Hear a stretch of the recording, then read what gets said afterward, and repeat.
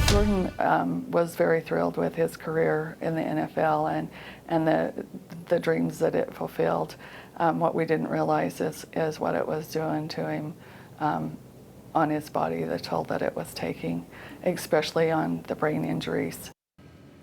Welcome into sports. Today we're focusing on the mental health of athletes. Despite all the progress that's been made, even within the last decade, mental health is a topic that's still very much stigmatized, particularly in contact sports like football.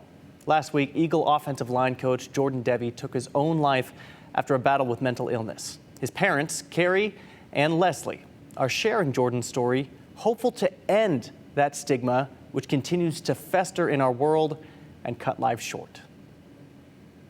Jordan Devey is a revered figure within the Treasure Valley community. The 38-year-old father of four had a passion for helping others, whether through coaching or his gifted sense of humor. Jordan was always the teaser, the one that could make everybody laugh, that tried to make everybody laugh. Jordan's football journey began after returning home from an LDS mission. A friend convinced him that his 6'7" frame and natural athleticism could open a lot of doors.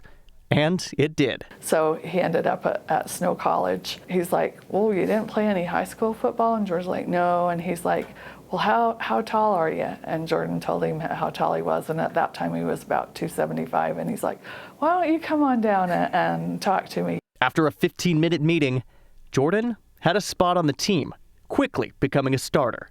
He'd later transfer to the University of Memphis and make his way to the NFL, earning a starting job with the New England Patriots, where he became a Super Bowl champion alongside Tom Brady. Yeah, Jordan was very thrilled with his career in the NFL and the dreams that it fulfilled.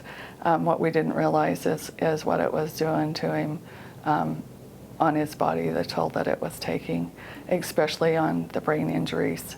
Jordan's family believes he was battling CTE, a degenerative brain disease brought on by repeated hits to the head, something extremely prevalent in offensive linemen. But the competitive nature of sports kept him in the game.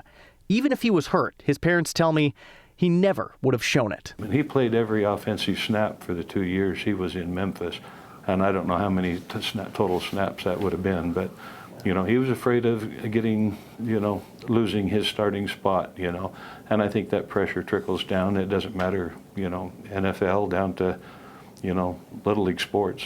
Jordan was battling depression and insomnia, but he masked his symptoms well. On July 21st, Jordan took his own life. Days later, his final wish was fulfilled. His organs were successfully donated. It took a little bit of the sting out of what we were going through, and it also gives us that Jordan's still doing what he always did, helping somebody else become better. His family shocked and heartbroken, urging the community to speak out if you're struggling, saying it's okay and there's never any shame in asking for help. It's not a stigma. It's something that people need to talk about. They should not be scared to talk about this. If you're feeling that way, if you're not sure what to do, or if you just have some minor symptoms, call and check in on it and delve into it more, and don't let it get out of control because you just keep spiraling.